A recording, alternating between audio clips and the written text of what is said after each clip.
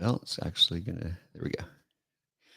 All right. Welcome, everybody, to another week of the Unforgettable Experiences live show, or as we are now starting to call it, Making Moments Matter, because that's what we're all about at events is we want to create moments that create lasting change for people. So I'm so excited to be here today with Deirdre Tshien. She is the CEO and co-founder of Capsho, a tool that if you're into AI and marketing, you need to check out. So excited to have you on the show here today, Deirdre. Yeah, thanks for having me, Phil. This is going to be such an awesome chat. Yes. Well, let's start where we always start, in the beginning, but I don't mean going back to birth, but how did you get into putting on events, and how does that dovetail with your Capsho story?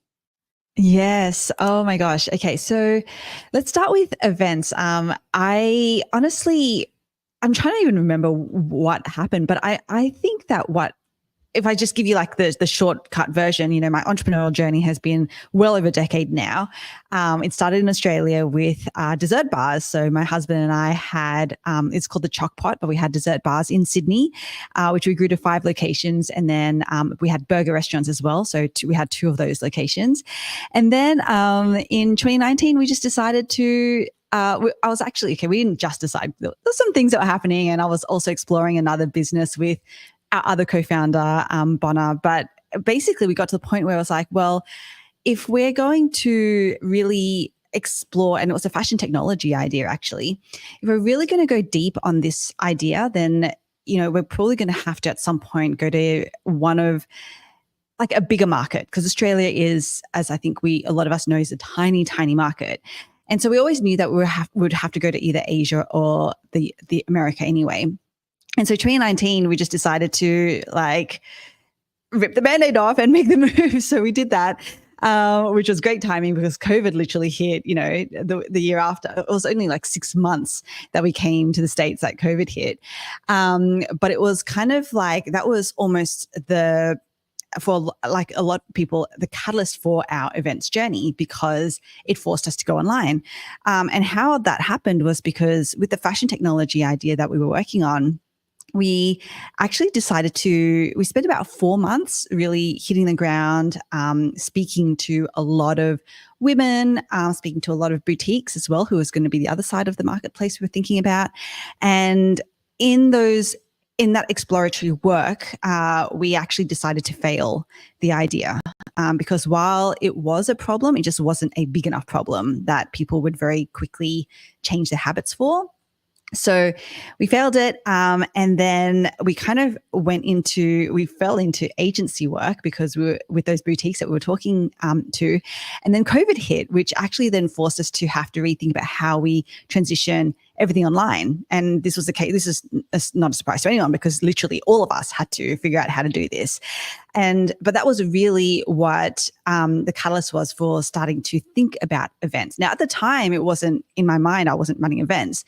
At the time, I was doing things like masterclasses and lives and workshops and challenges. But it's only kind of now, when you really think about what an event is, that I realized that I was all this time doing events. And so that was really the start. It was at that time when I was we transitioned our agency business into a coaching business. And it was really about trying to, showcase our expertise like a lot of coaches do. And that was, literally what got us into events. So then when you fast forward and we now have a software product, which is very different to having a coaching business, it was because it was just so ingrained in us to be holding these events where we provide value and we help support people, that we just continue doing that, even having a software product. So that's kind of the hopefully short story of how it is that we got into running events. So talk a little bit, because events aren't easy. Let's be honest here. Events are not easy to put on. So you have to be seeing some kind of benefit to your business to do it. What are some of the outcomes that you've seen? It's like, oh, I've got to keep doing this because I'm getting this result.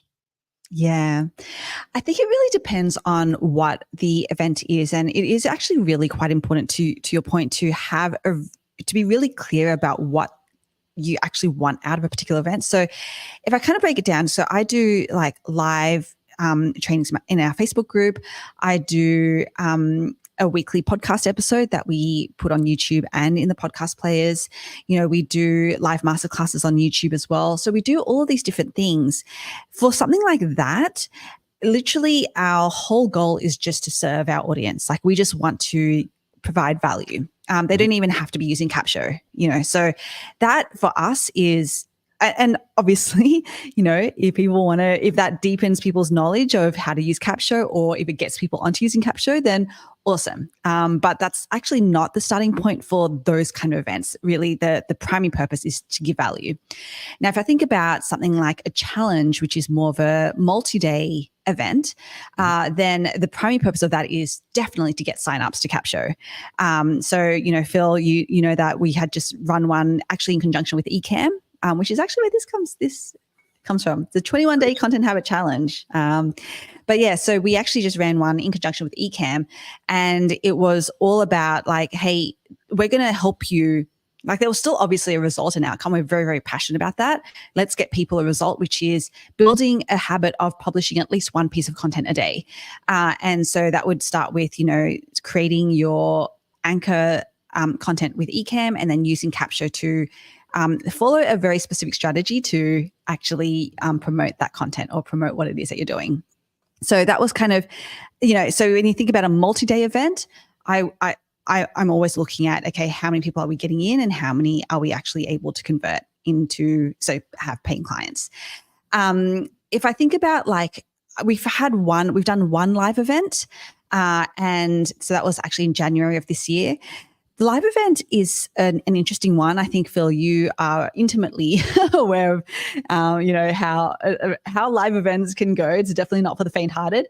I definitely had an ROI aspect to that around, like, you know, whether we were actually testing. We were seeing whether or not there was appetite for a different offer from Capsho, which we had people sign up for it, but you know, to be honest, we were really just using that as testing ground, rather than, so that was probably more the, you know, the purpose of putting that live event on. Now it's an expensive way to test. But so, you know, for us, it was like, okay, well, if that's the primary purpose, really very, very high up there, it was kind of like very close to that primary purpose was, again, we just want to bring, you know, our community together and just have a really, really awesome time together, which we definitely did.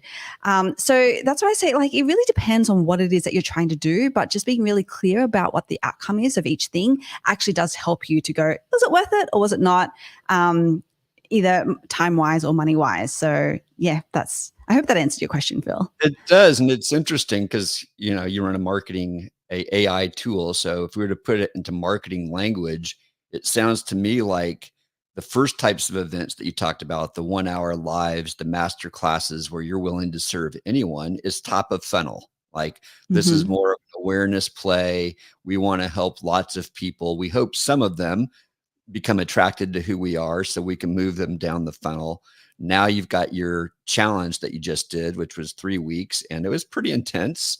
You know, the commitment was there. And if you wanted to win some of the prizes, people had to go all in, but people got trained on how to use your tool. So the outcome was they saw the potential where, you know, if you just took it off the shelf, your tool has a lot of power that's not obvious to the average person. So it's a training event that they got to participate in.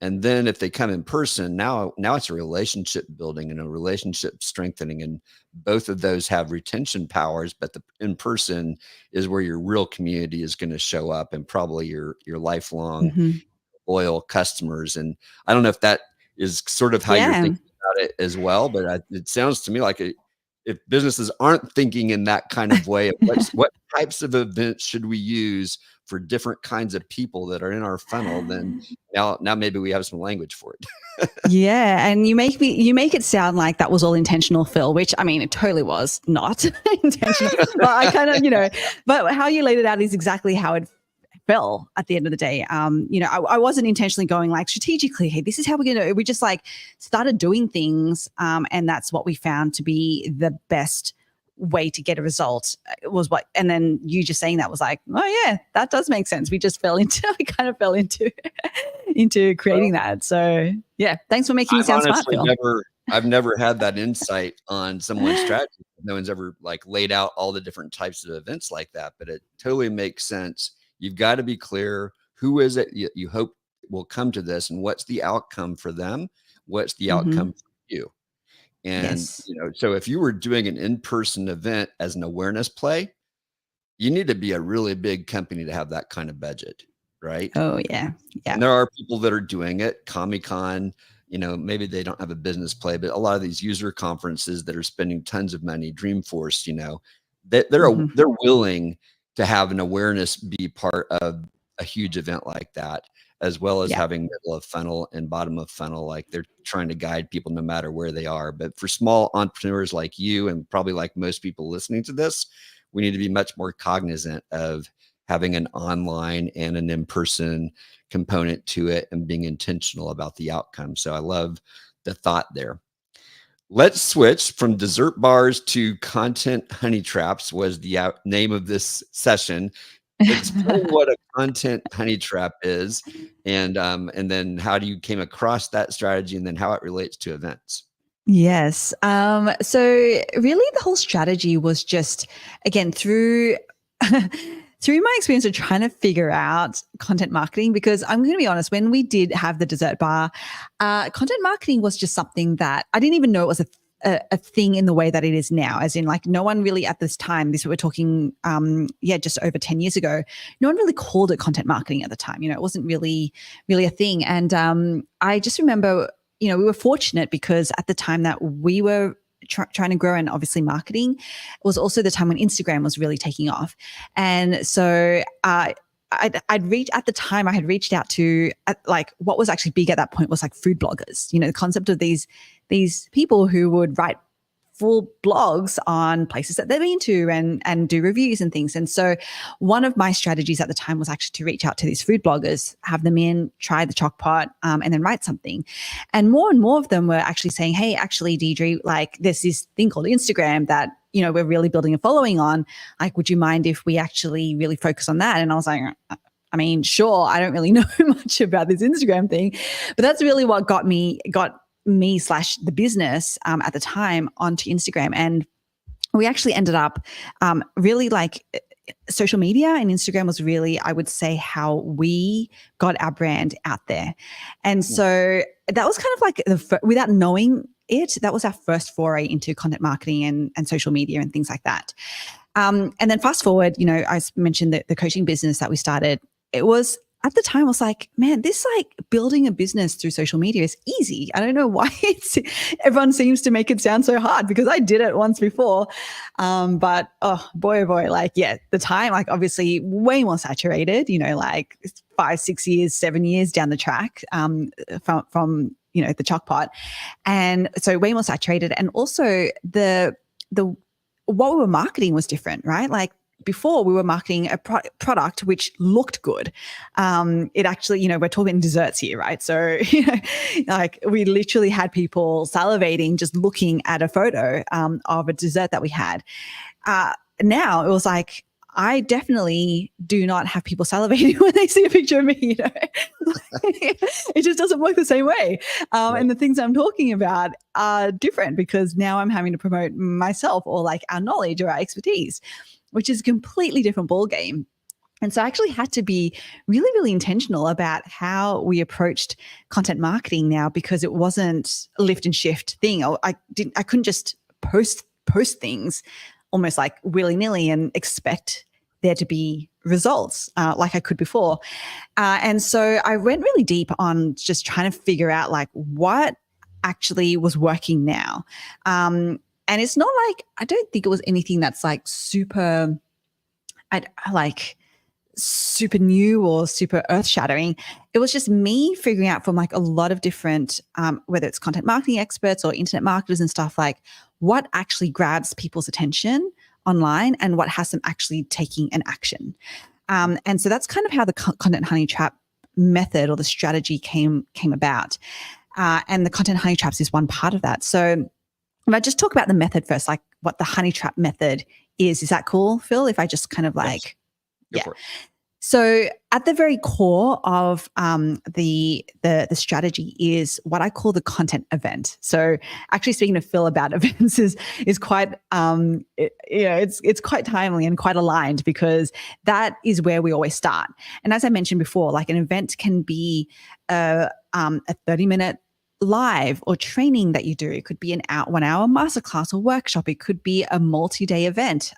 It could be it might not even be something that you own. It could be a speaking gig that you do. So, even this training, I could use this as a content event, because this is still me sharing, my experience. It's still me sharing my knowledge, sharing some kind of expertise.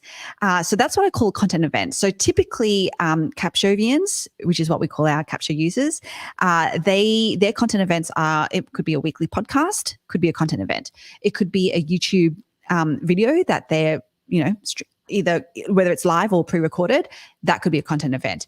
Lives are great as content events, and speaking gigs as well. So any of those things are what I would just bucket as a content event. So in short, any kind of long form audio or video content. That makes sense, Phil? That's good? It does. Yeah, okay. And I experienced it when doing the challenge. So this here is a content event, and we used it in your tool. So keep going though. Amazing. Okay, cool. And so, for me, like the purpose of a content event is to send people, especially I'm talking to entrepreneurs here, by the way. So, coaches, consultants, service providers, online entrepreneurs, we're all trying to sell something, or we're trying to raise awareness for something. And so in order to do that, we need to be using our content events to do that. And so I always say, use your content events to actually lead people to, I call it your bridge funnel. Now a bridge funnel could be as simple as a lead magnet. Sure. If you're, just looking to build your list, it could be another event that you're sending people to. So it could be like a webinar or a challenge, right? The next step. So to your point, Phil, about that funnel, where, you think about your content event as the top of funnel thing, where you're trying to just like get eyes on you. And then what you're trying to do with that content event is to get people to the next step in your bridge funnel, which is that conversion event. So it could be the challenge, it could be the webinar, the thing that you're going to actually try to convert people through into clients. So I would say your content event leads to a bridge funnel. Now, on either side of the content event is what I call pull content and push content. So if you think about it linearly, it would go push content into content event, because the whole purpose of the push content is to get people to your content event. The content event then into pull content, because the purpose of the pull content is to actually get people back to your content event. And then, perpendicular to that, the content event is leading to your bridge funnel. So it's kind of like a T. Does that, can you like kind of visualize it, but give me an example of push content and pull content so we can understand. Yeah, for sure. Okay, so push content, there's actually a strategy that we're building into Capsho literally as we speak. I can't promise anything, but I have on good authority that by the end of this week, we will have the push content inside of Capsho for Capshovians. But essentially what the strategy, I call it the 3-post say me strategy.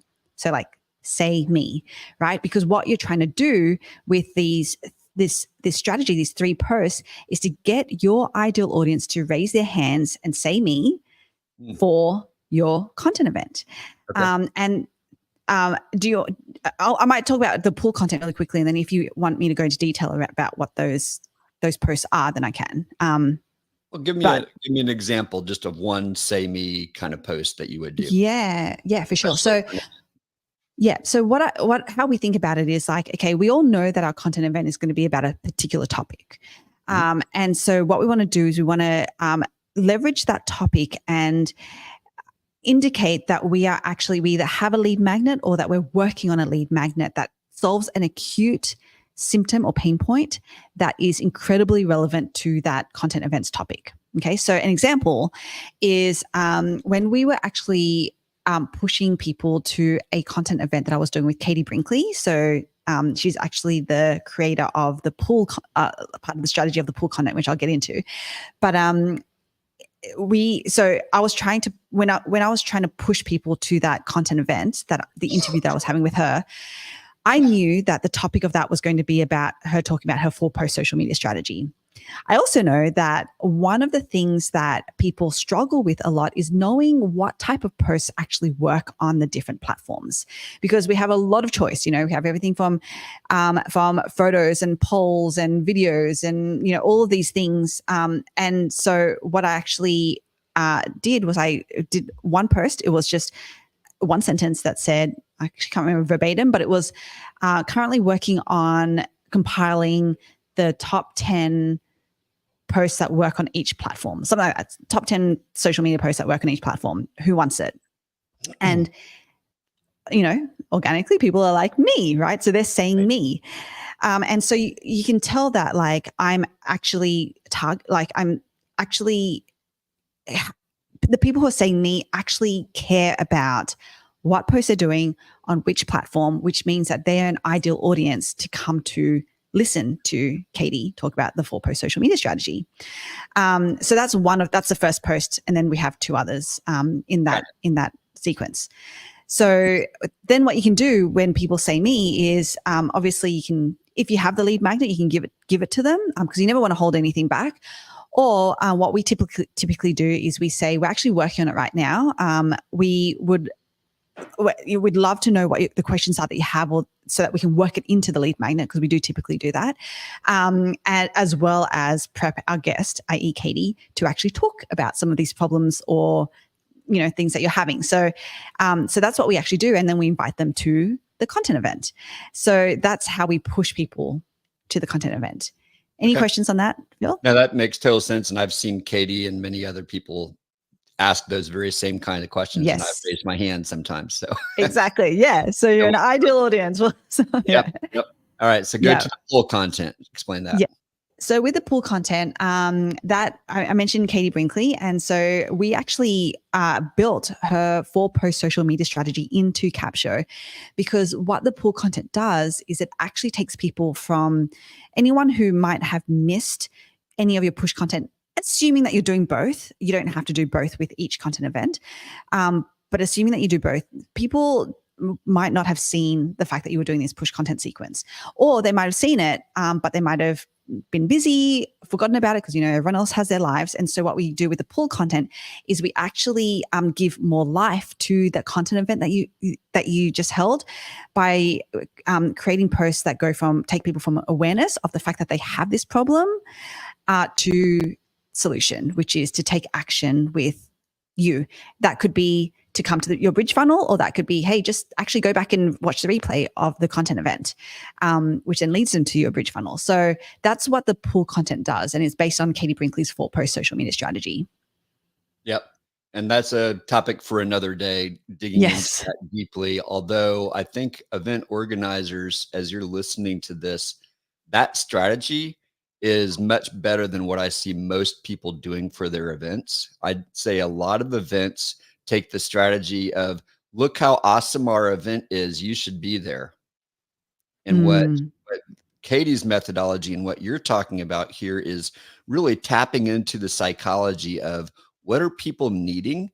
And there's even a discovery process that I'm hearing in the say me part of it. Yeah. Like you're learning about the audience and how to better serve them. And then the push content is exploring the underbelly, if it's not probably the right word, but some of the thoughts that are behind why this is important to people. You're starting at general awareness and getting deeper and deeper. I've watched it, and it really does work. Like, it gets people talking and gets them interested, and they're like, well, yeah, I want more about that. Well, go watch the video that we just did about this, or come to this event that we're doing. So it's a lot more thoughtful marketing strategy that works in the way that people are behaving on social media. I'll let you say more than that if you want to.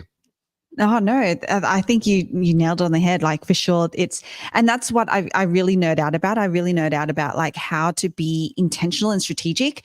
That's why, I would say that's probably what does differentiate Capsho. We get asked a lot about, how's Capsho different to even ChatGPT or to other tools? And it's like, well, it's probably not the best marketing practice because sometimes it's hard to explain, but it's like it has so much intentional strategy built into it to actually help our Capshovians convert people from content into leads, and then from there into clients. So that's really what we're really passionate about doing, and we nerd out on that so much.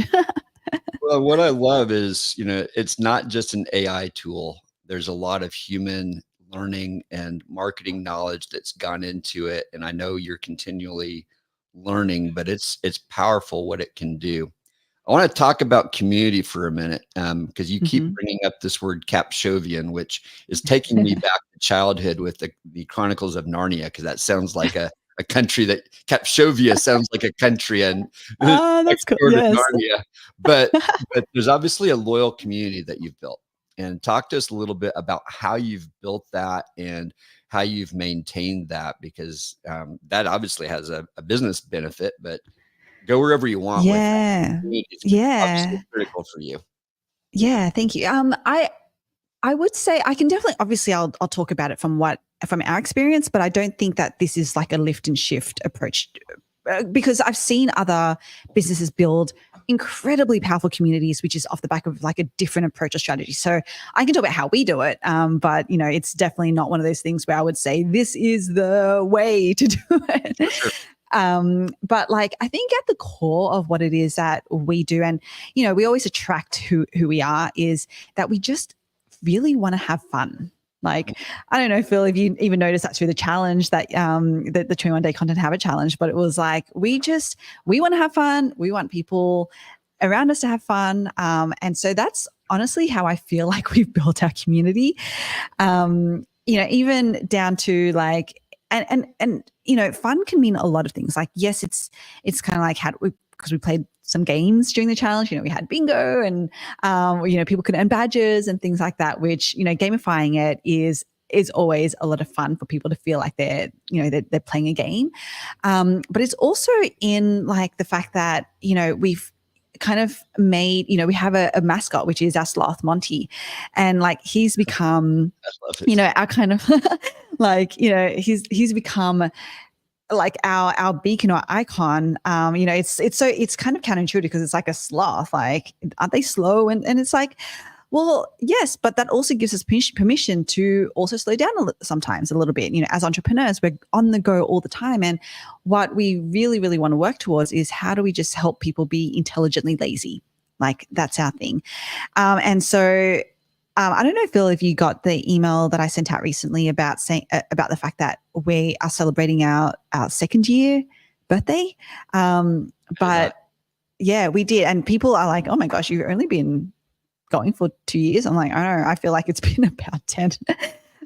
But last year we actually sent these out, these coasters. So it was like to thank people. They're part of the year one Capshovian crew, and I'm kind of spoiling the surprise a bit, but literally we're about to send our year 2 version to Capshovians, which is kind of, I don't know if you can see that, but it's like a fun little, and that's Monty, our sloth. And so it's just being able to, to think about things a little bit differently. For us, it's in a fun way like this, to, thank our community, thank people for having supported us. It hasn't always been, I actually definitely know that it's not been the smoothest journey. I mean, Phil, as well, with software, things happen, and it's, but we genuinely are thankful for each and every one of our Capshovians who have stuck with us through it all. And, it's just finding these little ways to just reach out to them and thank them. Yeah. Sorry about that little audio interference there. No, that's amazing. Yeah, I think fun is a great way that you build community, and you find the people that like the way that to have fun, right? Yes. So if you allow yourself to be who you are, you will attract people who enjoy that and gives permission for them. So I think that's a great way to design community. And and if you've got people who love your app, if they feel like they're part of the community and they're supported, they're going to stay with you a lot longer than people who just come to use it. So the fact that you've given them a name, Capshovian says, oh, this is an identity, to me, that also has like this imagery of maybe a pirate, but I love that you've got a sloth. Like there's a culture that's going to emerge as people think about what does it mean to be a Capshovian, right? So it's bigger than software. Mm, And I think that's yes. when you've got something that has some enduring power. And they're like, well, Yes. I'm never going to stop being a Capshovian because these are my Yes. people and they get me. And of course, you've got to keep maintaining the tool and all that. If you don't, Mhm. eventually they'll die off because everyone looks at their budget every month, but they won't in the near Ye term. So I think that's powerful. yes. So another thing that you've talked about in podcasting and other places is the importance of resilience. And we Mhm. both know doing events, that events can be challenging. Things come along that you're not Oh, expecting. yes. You thought this was going to work. It doesn't work, or it's not working the way you thought it would work. So talk to the entrepreneurs and the event owners in the audience about the importance of building resilience in the face of these challenges and what some of your advice. Yes. Oh my gosh, I am super, super passionate about this topic. It probably comes as no surprise to you, Phil, given that you were part of our recent Uprising event where this was literally the topic that we spoke about. It was all about resilience. But even that event, so let me talk a little bit about the Uprising event. And then I want to talk about even doing our in-person event and, to your point about the power of resilience. And I would say, almost linked to that is also the power of sometimes like letting go. Because yeah, I do feel that the more that it's kind of like two sides of the same coin. Like the more that you build resilience, the more that you have confidence that you can just let go and not let go of the things that you know that you can't control, which I think in turns builds more resilience. But Phil, like you were one of the entrepreneurs that I had on the Uprising event that happened. Gosh, I was that like a couple months ago. Mhm. And the whole purpose behind that event was really because when I thought about, I just mentioned that Capsho is now 2, and it has felt like such a long time because of the fact that we have gone through such a journey, even in that 2 years, or I think by that time it was only like 18 months, that we've kind of been going. And I wanted to showcase other stories and entrepreneurs like yourself. And we had, Ken from Ecamm and Alex from Podmatch and, Jenna from Group Track CRM and stuff, like come and share their own resilience stories, because what it is that we do with entrepreneurship and even the micro things that we do inside entrepreneurship, like running events, requires so much resilience, like day in, day out, and every minute, almost every second, just to keep putting each foot in front of the other. And it was such a powerful event to actually showcase all these different stories and go like, and realize, because even I on the interviewing end was like, oh my gosh, like this feels so cathartic, because it's like I'm not alone in this. We all think that the journey that we're on is, and it is like, because it is our journey, but by and large, the things that we all go through, like we all go through it together as entrepreneurs. And when I think about it from an event perspective, oh my gosh, the in-person event that we did, everything from making the decision is sometimes on the easy side because it's still conceptual at that point. So it's like, oh yeah, we'll put an in-person event. Like, how hard can it be, right? And, and then it becomes immediately hard because, it's everything from, finding the place that you're going to and knowing that you're going to be on the hook for these not inconsequential costs. I mean, so you have to have the resilience to get through that mental barrier. And then it's like, then starting to put the work into, not only find the speakers, but then to sell tickets. And then when you're not selling tickets, or when you're selling very few, the resilience to keep going and figuring out how do you actually reach the right people, the ones that that you can help with what it is that you're putting on. Having the resilience to do that, and then actually putting the event on, and you're hit with tech issues and all the speakers wanting different things and stuff, and having the resilience to kind of like go through all of that and juggle. Because at the end of the day, like for us, like what the most important thing is how do we just create this experience, and this is where Phil, you're way more of an expert to talk about this, but how do we curate this experience that people are going to love and enjoy? That was the result. So it's like you kind of have to have the resilience to go through all these other things in order to get to that that outcome. Even to the point of, I remember we had like tech issues, like the clicker wasn't working. So poor Bonner, who's our other co-founder, was literally on the floor, like on the laptop, having to, the speaker would be like, next slide. And then she would have to be the one, she was like the clicker, like, and it was all these things that come up, but it's, it comes down to, well, you can't control everything. Like you just have to let go of that notion that you can control every single thing. That's not going to happen. But that in and of itself will help you build resilience to just like problem solve and just be like, okay, well, this came up. How do we just get through this? And the more that you do that, the more that you will just naturally build the confidence to actually, be able to solve even bigger problems down the line. So yeah, this whole, it's definitely not an easy thing that we've decided to do, Phil. Well, I'm glad we're having this conversation again, because I think all of us who are entrepreneurs need to be reminded that other entrepreneurs have been through this too. And that there are those dark and hard seasons where you're, like you're saying, you got this great event, you think, and no one's buying tickets, or, it's nowhere close to where you thought you would be. And it's 2 months away. And you're like, golly, I thought we'd be, 75% there. And, we're living in a day where people are signing up later and later because they can.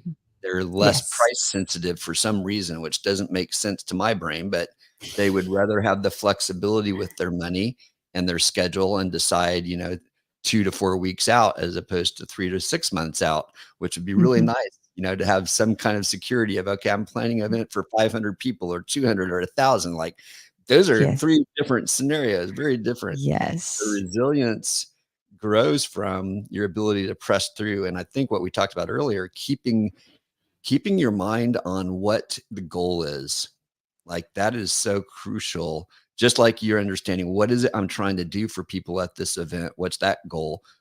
What is it that we're trying to accomplish here? And why is this event so important to me? Allows you to get through those hiccups that are inevitably going to come. Like events are living organisms, is what I like to say. And there will be challenges. Just count on it. And so having the playful mindset that you're talking about and having this intentional focus on, we know what the ultimate goal is. So we know, therefore, if something goes wrong, if it's something that's mission critical or not, because some things we can just laugh it off. Other things, like you're going to fight to the, tooth and nail with the venue because they're getting in the way of the experience. I remember about you and your stories, but I remember there was a event where we had the hotel who was moving another event into adjacent space next to us during our sessions. And so we heard the loud rumbling of carts out in the hallway while sessions are going on, and it's interrupting. We heard recently you had a truck go down the street, I think, in your studio. But imagine that happening where you've got 100 people in a room, they're listening. It's now the most salient moment in the event, and then rumble, rumble, rumble. Hey, Joe, what's going on? All this is happening out in the hallway, right? And it's like, I was furious in that moment. Like I became I'm a very tame, mild person, but in that moment, it's like, you guys are ruining our event. I was actually, I don't know if I got anything back for it, but I was pretty upset that they didn't think about the fact that that would be interfering, right? So that's resilience and more so, I guess. Yeah. Any experiences that you've had within events that you want to elaborate on? From a resilience perspective, like I mean, all the time, like everything, like even if we think about, so I'm currently preparing to do we're now 3rd year running for our virtual summit, which is going to happen at the end of this year. The virtual summit is going to be a 3-day event. And basically, it's kind of like with everything, the more that you do it, the more comfortable you get, because it sort of becomes, but even still, it's like everything's, and this is actually probably also the other thing I would say around resilience. It's like how we frame it and our mindset, and it's part of the letting go, the concept that I've been speaking about. But honestly, everything that we do is a test. And I think that sometimes people put too much stock into, like, it's like the be all and end all, and that will actually do you a great disservice to go into anything thinking that, because that's when you start to you start to play really, really tight, because it's like, well, it's a be all and end all. It has to get these results. And if it doesn't, it's like, it's almost more than likely always never going to happen either the way that you want it to or get the results that you want it to. And so we always approach everything as like, it's all a test. And so that's kind of how we're approaching even this virtual summit, because we're changing it up a little bit in terms of like how we're producing it, how like the mechanism that people are going to be able to watch it or access it, all these things. And it's because like we want to be able to test different things to see if we can actually start to now tweak the nuanced results. Like it's not just about how many people sign up, but it's also about how many people actually watch the sessions. Are they actually getting the value out of doing this, putting this on? Because that's, again, to the point that you were making before, it's like without the value, you're not going to get the results that you're looking for anyway. Like if people aren't watching, and if they're not getting they're probably not going to become clients, or they're probably not going to do the thing that you want them to do, so that's what we're starting to test all of these other things, because again, like, because we have to move with the times. And so sorry, I kind of went off on a tangent, but I really want to talk about this whole concept of testing. But I think that's actually how we've found that we've built resilience, is because it's just having a testing mindset. And it's like, hey, if something doesn't work, it's not a failure. It's just a learning experience. Like you just learned something, which is amazing, because that's literally like one of the most powerful things that we can do as humans, is to continue to learn and get better. And so, that's how I definitely approach every event that we've tried to run with that resilience. Yeah. And I love the idea of testing. I think as a creative, it's easy for me to say, oh, it'd be cool to do this, excuse me, or it'd be cool to do that. And you just do it, but you don't know what your thesis was. Mm-hmm. A lot of times creatives, we don't think about that as much as just, oh, this would be cool. I think people would have a lot of fun with this. So if you're creative like me, find someone who is more analytical like Deirdre, who can help to flesh it out and say, okay, what's the test here? What's the experiment we're making? What's our hypothesis? If we do this, what do we think is going to happen? Are people going to stay longer, be more engaged, have more fun? How will we know if it worked? I think a lot of events can learn, and we're doing 1,000 things. We can't test in it, every single little thing that we do. Some of them are additive, they're coming together, but I think just having that intentional experimentation mindset is super powerful. Yeah, and it's actually really, really funny, because I always say, because if people say, this happened during the challenge as well, it's like, well, I used the post out of Capsho and it didn't work. And it's like, well, it's not really about the post outside of Capsho.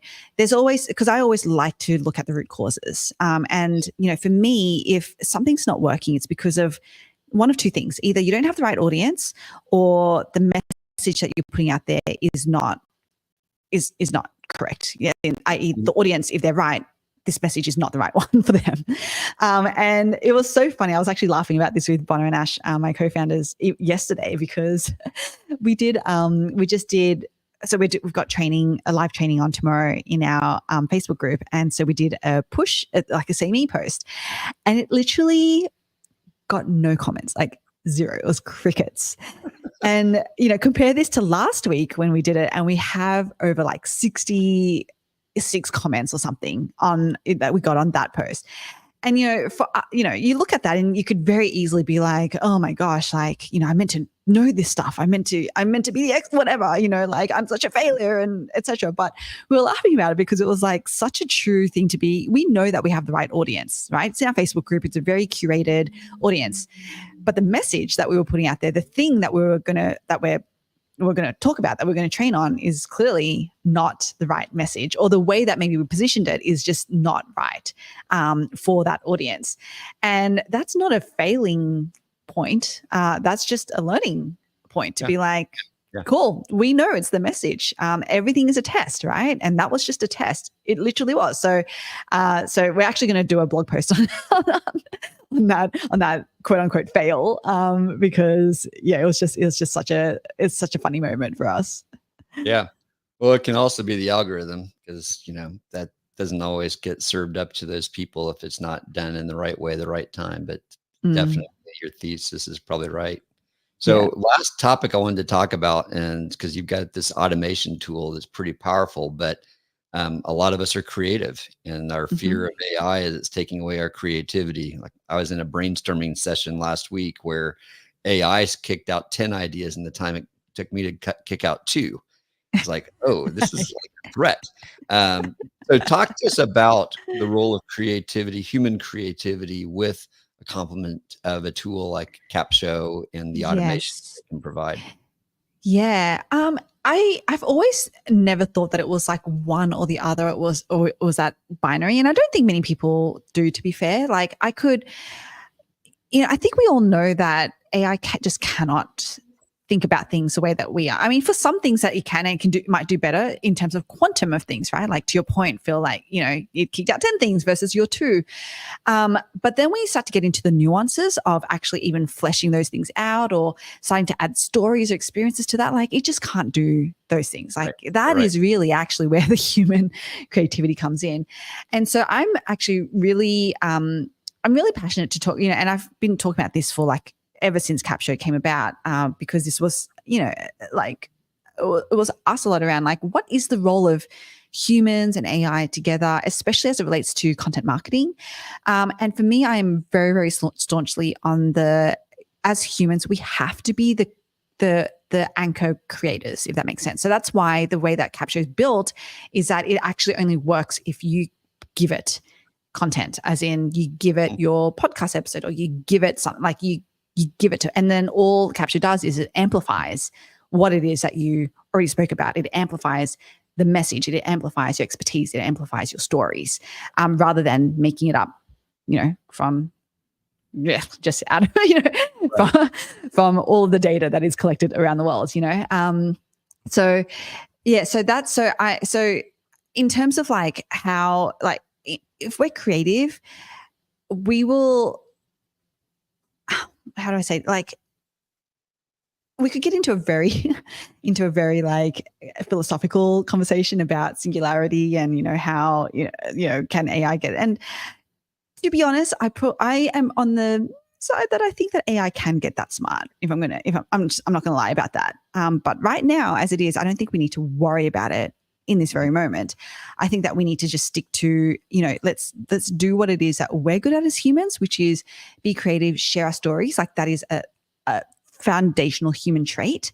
And then if we keep doing that and not give that power up to AI, i.e., that we don't start creating content that AI is creating for us, because I think we all know like that's when that happens, then the great thing is that we can use AI to actually free that time up for us to do more human things and actually go more into our creativity. Because the more experiences that we have, the more moments of joy that we have, fun, when we can spend more time with our family and friends and do the things that we actually love, that actually fuels our creativity even more as humans. And so we can put that back in and then leverage AI to just do the efficiency part of it. So I know there was a lot of things. I'm just like, a lot of disparate things, but that's kind of like where I land, which is there will never not be, in my opinion, a place for human creativity. Because we use AI day in, day out, but I know that there are so many limits to what it is that AI creates versus what it is as humans that we even put out there or that we even think about. So yeah, I don't know if that answers the question, Phil, but No, I think it's that's good. nice. And I think it's a conversation that we just have to continually have. I think learning how to leverage it so that it amplifies our experience and our knowledge as opposed to replacing it I think amplifies a key word. And I love Mm, that you said it's anchored in human experience, human knowledge, things that just cannot be replaced, yeah. with technology. Like they could take your words and I saw it happen. It wrote a great article for me that I published on Mm. LinkedIn that did better than most of my normal LinkedIn content. And it was for the most part in my voice because Yes. it was listening It to was how I, learning. Yep. yeah. So I was like, wow, this is pretty impressive. It saved me a ton of time. And, Mhm. I can't publish it later in a book, but it got good engagement. So, Yes. so I love that. Well, this has been a fantastic conversation. I want to go ahead and put up here the Capsho website for folks who are watching this later. You mentioned a summit that you've got coming up. I feel like you've got a couple different events coming up. Talk to us for just a minute about what you have coming down the pike. Yeah, the main thing that we're focusing on next is our virtual summit. So it's called Get More Clients from Your Content Summit. It's kind of wordy, but it gets the point across, I think. And so that's actually going to be in mid-November. So we still have a bit of time, but again, through the learning process, because everything's learning, we just wanted to give ourselves a lot more time to lead up to that, just given all the logistics and stuff. But yeah, that's basically it's a 3-day virtual event, completely free. We don't yet have a registration page, but maybe feel I can share that with you when we do. But essentially, it's going to go through how to create that anchor content, i.e. the content event, in a way that is designed for conversion. Then it's going to go through how to grow your audience, and then it's going to go through, where to send that audience to actually convert them into leads and clients. So, it's going to be a really, really useful event and a ton of great speakers on it as well. So I'm excited about that. Fantastic. Well, I think we all want to get more results from our content, so it makes sense that you just call it what it is, right? And are you still planning to do an in-person event next year, or is that on hold right now? That's on hold right now. I think we just want to get through the virtual summit and then, put our mind to. All right. Yeah. Very cool. Well, one of the things that I do on all of these sessions is I like to end it with a little bit of a saxophone sign off, my signature sign off, as I call it. So what I would love for you to do is, thinking back on our conversation, give me 3 words that stand out. One of them should be an emotional word. So I think I maybe did this on your show, but I haven't with you. So we'll do that. So what are 3 words that stand out from today's conversation? I'm going to blow a little air. Okay, cool. So I guess we use the word resilience a lot. So I'm going to go with resilience. I'm going to go with humanity, creativity, maybe, and inspired.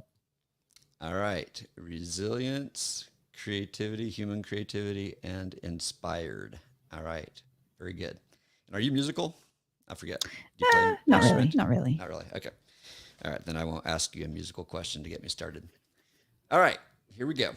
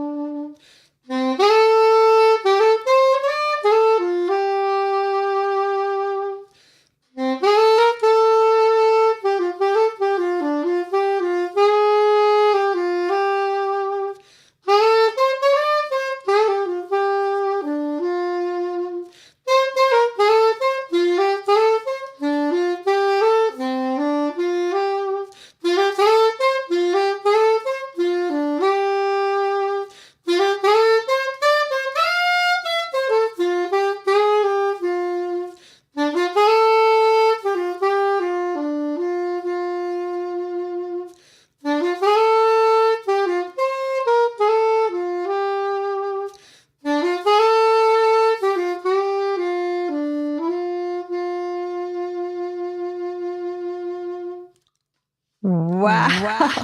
All right, there you have it. One of a kind, the human innovation resilience song. Love it. Wow. All right. Well, thank you so much, Deirdre, for being on the show with me this week. I hope you have an amazing day. And folks, go check out Capsho. It's an amazing tool. You will be glad that you did.